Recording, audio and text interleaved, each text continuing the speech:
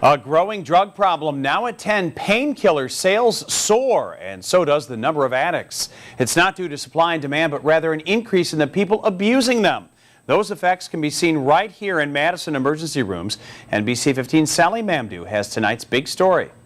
John, a huge part of the problem is painkiller users cannot be tracked, and with these drugs readily available, the growing problem is not slowing down anytime soon.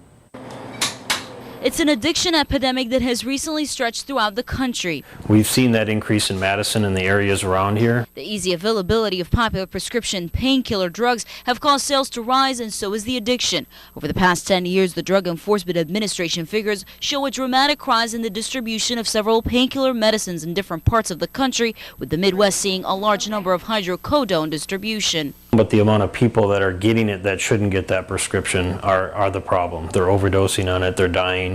It's happening frequently and more frequently in the last few years. Dr. Foley says that on average he sees between 5 to 10 cases a week related to painkiller drug overdoses in Madison, with the majority of the addicts' ages being in late teens, mid-20s. Dr. Foley says that what usually fuels painkiller addiction in cities is the infiltration of another major drug. He blames part of the painkiller addiction problem in Madison on the heroin outbreak already affecting people in the area. People try to seek medications that give them a similar effect.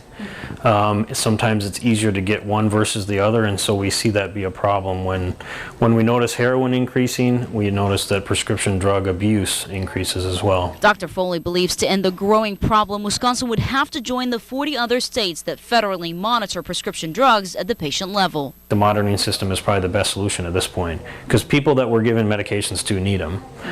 So it's not a matter of flooding the market from an emergency standpoint of medications, but who's getting the medications is really what we want to monitor.